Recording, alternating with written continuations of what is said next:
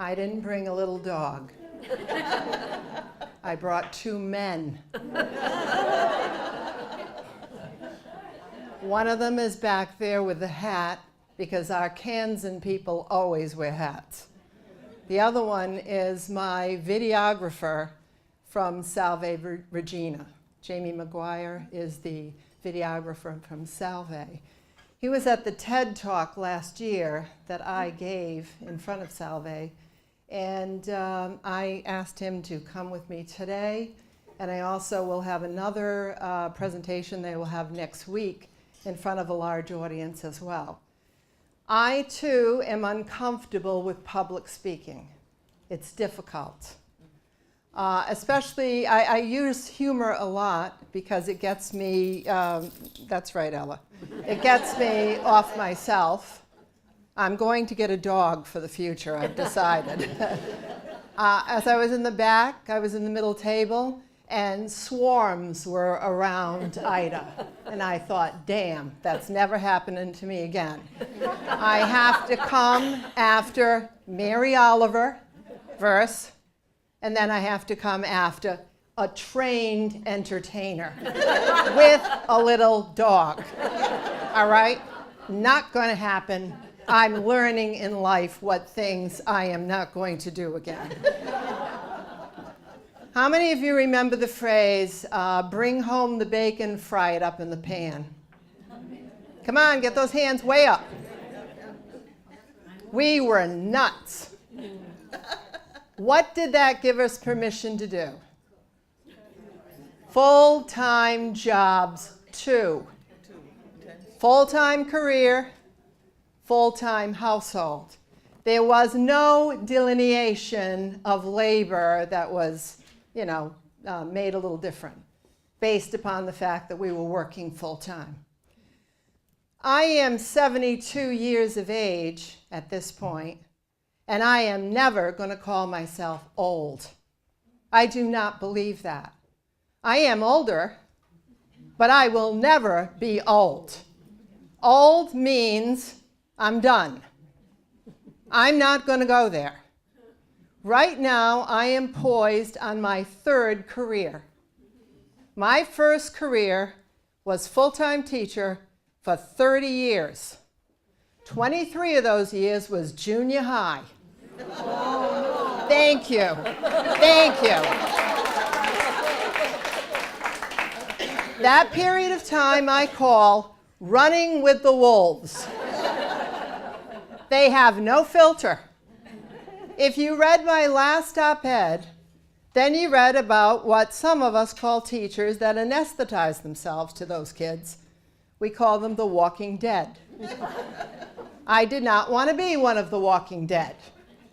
I take it personally if I look out and I see in your eyes washing machines, front loaders, where the water level is coming up. I don't like that. That hits me. That affects me. I'm saying I'm boring. I don't want to be boring. I've had a crazy life, and I wanted to share that with people to give them strength and hope and faith that they can get through. So I was a 30-year teacher, but I was never supposed to do that. I was supposed to just work for a few years. That was what we would do. We were told when we were, in that period of time in the 60s. I mean, after all, there was Barbara Billingsley. She had beads and she had pumps. That's what I foresaw for myself. I'd be doing housework with beads and pumps. I was only supposed to do it for a little while.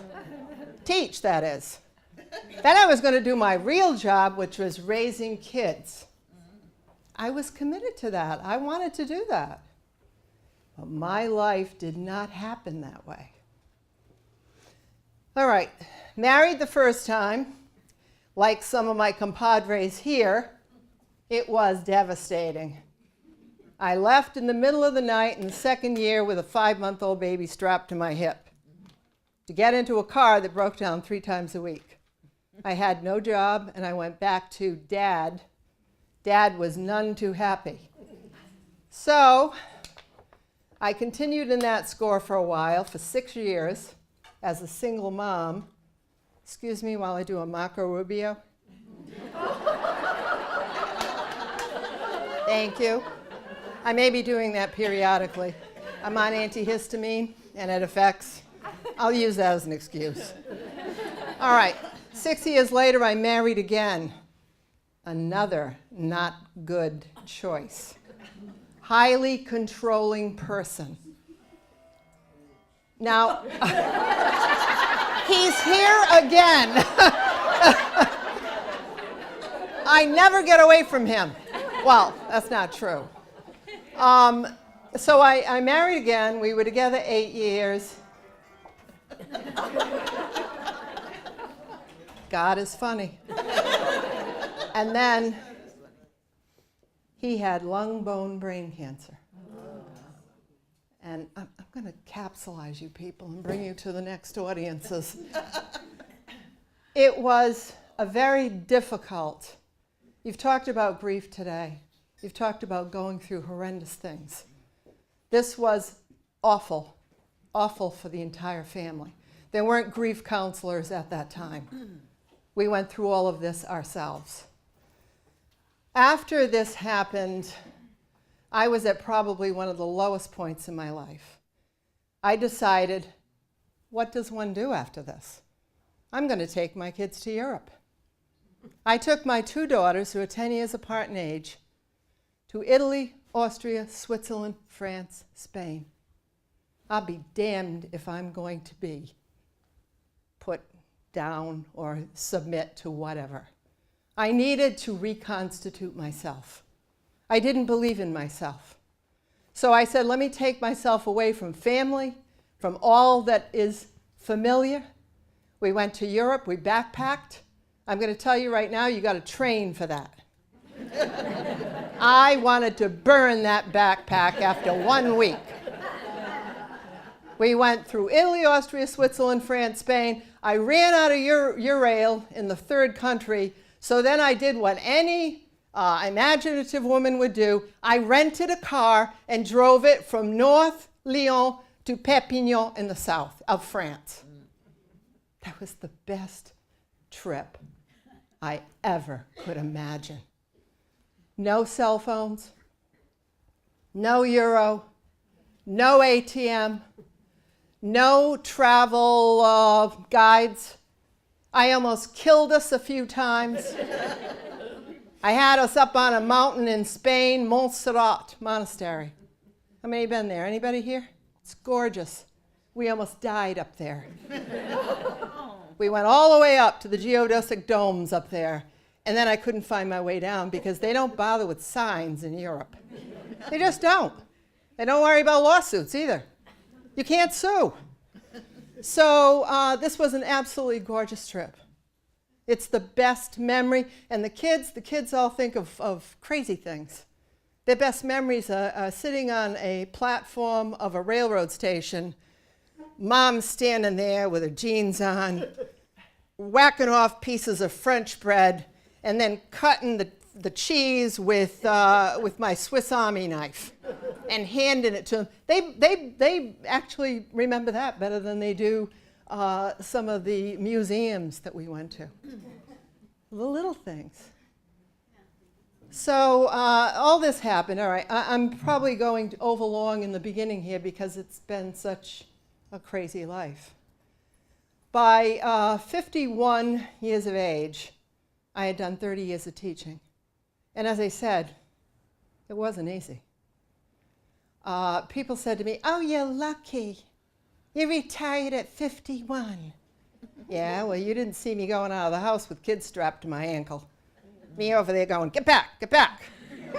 trying to get them or trying to bring them to child care. Child care wasn't operating then. There weren't a whole lot of people.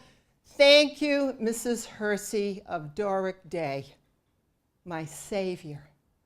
Because I was going to school in the morning, teachers go very early if they're secondary teachers.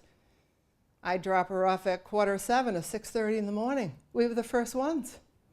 She'd take her up to her apartment and give her breakfast because I would be trying to feed her breakfast and she didn't want to eat. All right, so this all happened then. So the European trip is very important for me to mention because single women should do this. Take your kids out. Well, some countries I wouldn't go to. But definitely Italy, Austria, Switzerland, France, Spain, been to Ireland, been to Scotland. I've driven. I say I'm a woman driven because I drive. I drive those countries. The Autobahn, I drove. I did all those countries. I just kept doing because I didn't want to not do. I wasn't going to take. I said, okay, I don't have a regular life. I'm not Barbara Billingsley. So now I can do these other things. When I was 51, as I said, I retired. And then I went into, I wrote for 2 years. And I said, this is too solitary. I love writing, but this is too solitary. So at that point, I stepped into my second career, which is real estate. Any realtors here? Oh, notice they don't put their hands up.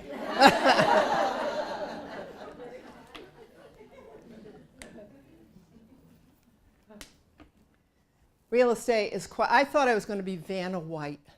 I thought I was, people actually think that's what realtors do. They go to the store, the door, and they open it up and they go, here's the living room.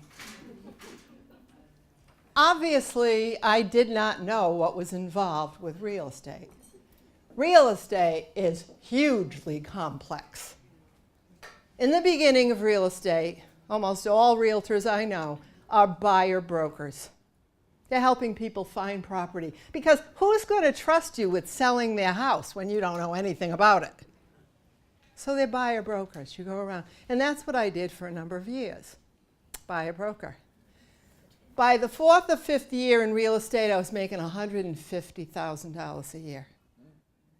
That was huge to this woman that left teaching in her 30th year at $43,000. I could see the huge difference. I had things I could write off. All right, these were all perks of the job and so forth. I was driving a Jaguar. That was different from my 17-year-old Honda, which I had no problem with at all. So I drove that around for a long time, and I found it perfectly serviceable. And then when I started listing houses that were $700,000 and $800,000, those owners did not want me pulling up in my 17-year-old Honda. I thought I'd be like Columbo. You know, you would just think I was really dumb and bad, but I'd really beat you in the end. All right, so I did real estate for a number of years. A couple of years after, let me think, and I say I do get mixed up on these things. I met the man who is presently with me, 26 years with me now, but he came on the heels of divorce, death, and I now call him tried to die.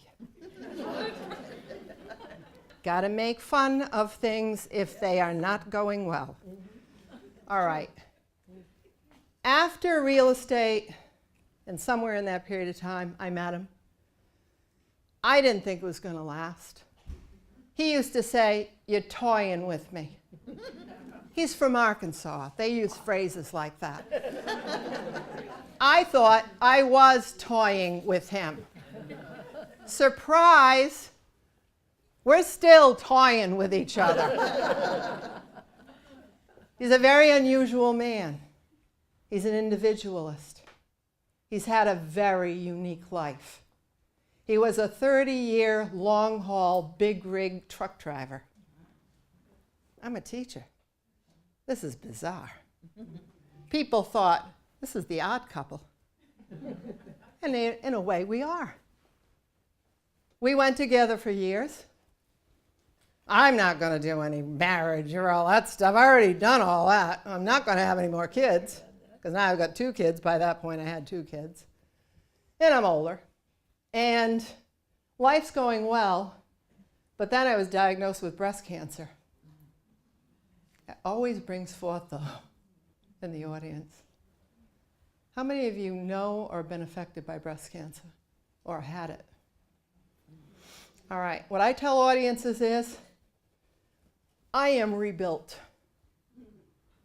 I have had a mastectomy, sorry men, and reconstruction. And I'll tell you, ladies, they will give you a better body when you come out. I am not kidding you. I look better than when I went in.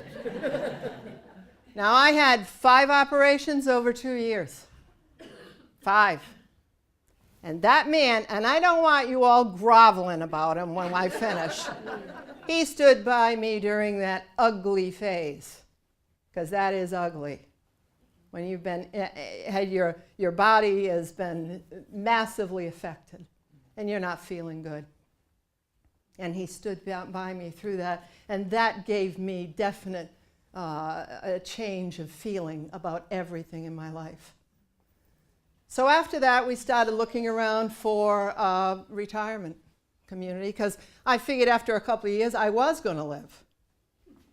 And my daughter said, "Oh, Mom, let me tell you about Asheville long ago." Yeah, that was when I was going through cancer.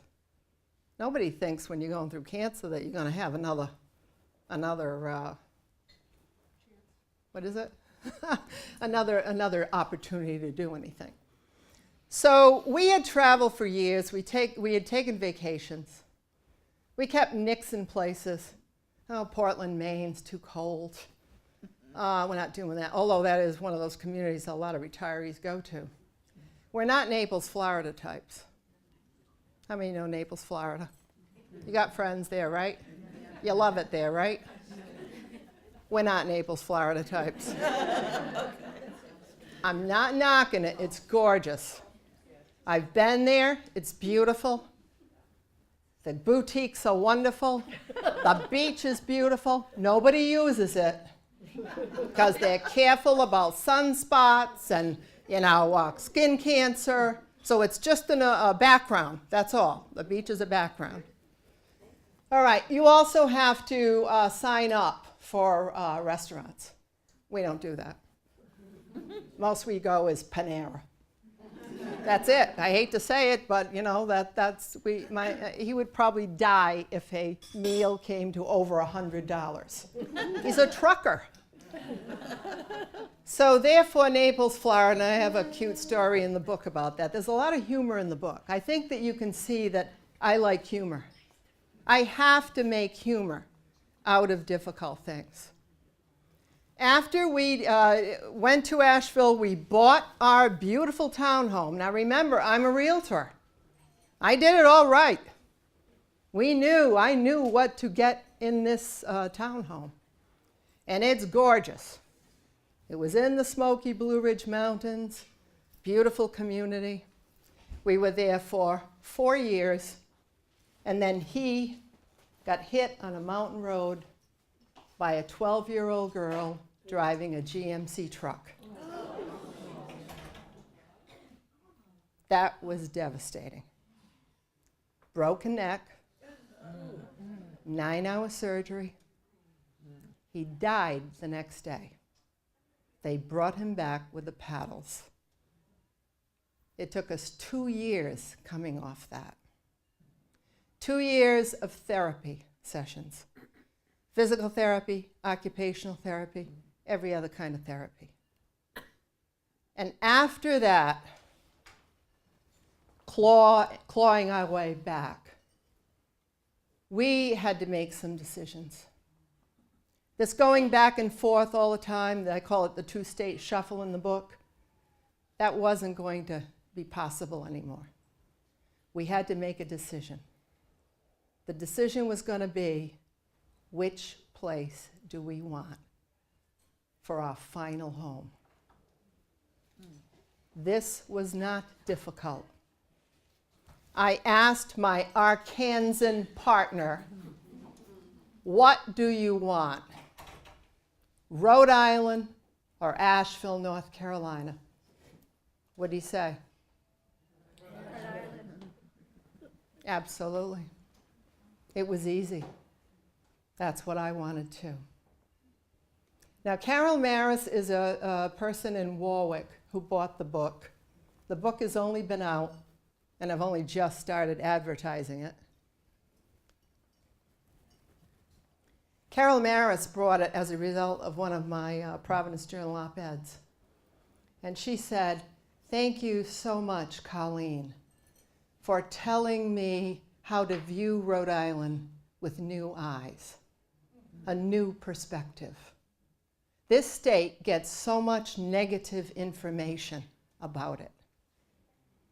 The woman that is sitting here moved from Maryland not too long ago, and I just met her. And she's talked about how she is in Bristol now, and she's fascinated with Rhode Island. She loves it. I love it too. He loves it also. And I just can't get over how much negativity there always is about this state. So I chose to turn that around in my humble way. I would write the story about us. Leaving this state, and we're no novices. I've been all over the country, and I've been through a lot of Europe. He's been over every state in the United States. There's only one state you can't go to with a big rig. What is it? Hawaii. Thank you. I went to one audience and they were saying Alaska. I said, no, that's Sarah Palin. So, I wrote the book. I wrote about our experience, but it's not just a memoir. It is a toolkit for you to use for any time you're going to buy or sell a residence. Because I thread throughout all the realtor tips. And I knew if I just listed a book with realtor tips, your eyes were going to fill up like those washing machines. I don't want to do that. I don't want to be boring. So I wove it into the story. Now, there are people maybe in North Carolina that aren't happy about that. Because I tell you what to avoid if you're looking at a condominium community. I tell you. These are the things that nobody else is going to tell you. But I do tell you. So I wove it throughout the story. I tell why we can't. People have said to me, why did you come back? I said, you got to buy the book. I told you, I have learned. I have learned in life that what is the old expression they used to say to us when we were young women? You don't give away what is it? The cow? Don't give away the milk. Make them buy the cow. Don't do those things. You have to have your value. Put value on your work. Another person said to me, is it in the library? I wanted to slap that person. It took me 2 years to write this book. People think, when you're a writer, and I told you this is my third career now, they think you sit down and the stuff just flows out of you. That isn't the way it works. You hone and cut and revise, and you are always going for the gold, the nuggets. That's what you're going for. That's no accident Mary Oliver sounds like that. That may be a poem, but she worked a long time, I'll bet. Or I hate her. I worked and worked and worked on Boomerang. I did it myself. And that's going to be, and that's another one of the messages in Boomerang. Find what your talent is. Don't think we're done yet. In this room, there is a mega amount of talent. It's huge.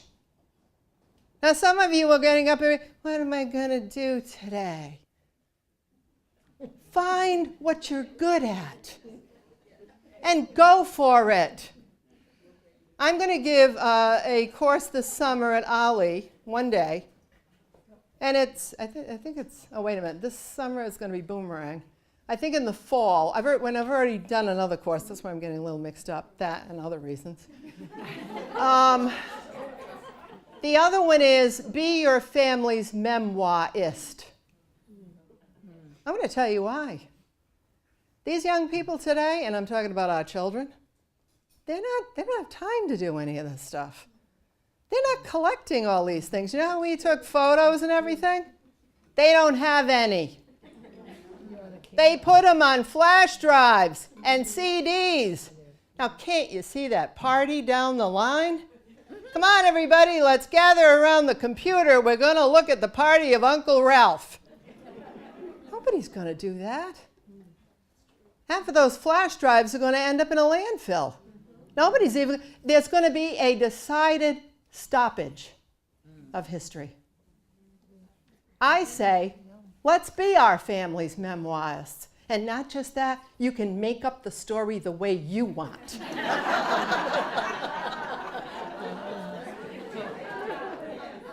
My sister doesn't remember anything the way I do. How many have had that problem? It's like I want to say, were you adopted? I can't understand it. I mean, things that I would think are black and white. You have a totally different idea, my sister. So I say to you, and I started this last year because my 3 grandsons, oops, they're 4 now, just had another one.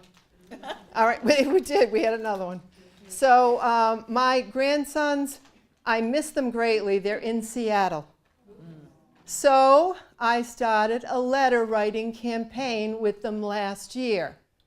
Now, if I had just been writing letters, they would have been bored. And you know how I feel about that. Yes, all right. Indeed. So what I did is I wrote stories about their mother. I'm serious. And I'm serious. I sent pictures. I took photos with my Samsung phone. I took pictures of her when she was a little girl. And there would be episodes that happened that I thought were funny. And these are the stories that I told. And thank you for saying a good idea. And I wove those together so that there would be a continued interest in this. So I am strongly pushing for advocacy of people, women primarily. Why? Because you're my sisters. We share history. I want us to go out. I got so excited this past week when the Southwest airline pilot pulled that down and they said, nerves of steel. I thought, well, of course she's got nerves of steel. She's a woman. They don't have childbirth. All right. I was also happy with Nikki Haley. I don't want to get political, but I like the fact that she decided no one's putting baby in the corner. She set people straight. And I've been waiting a long time for that. For people saying, I don't get confused. That was her line. And I thought, well done, Nikki Haley. So the book is a compilation. I've had trouble at times thinking of how I would label it. It's not a book about real estate. Not totally. It's a book more about self-advocacy. It starts with the crash of my beloved, and then there's an explosion. Me with the neurosurgeon who dared to dismiss me.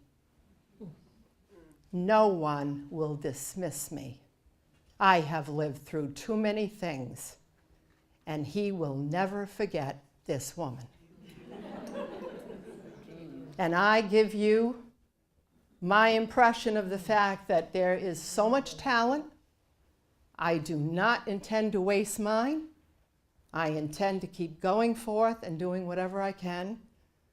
And if I can help people along the way with my messages, that's what I intend to do. My book is available in Barrington Books, both in Garden City and in Barrington. It's also at Savoy in Westerly. Just went in there last week. It's on my website, ColleenKellyMellor.com, with all those L's in it, ColleenKellyMellor.com. It's on Amazon. It's on Kindle. So it's in all of those. But I will also tell you this, if you're going to write, and you're going to be writing, don't do what I did and think you've got a cute title. I put boomerang with 3 R's. What do you think happens when people Google that? It auto-corrects to 1 R. And the guy who wrote boomerang with 1 R is having a field day. Just another lesson in life. So I want to thank you all. You've been a great audience. I've been thrilled to be here. Do you have any questions? You go, girl.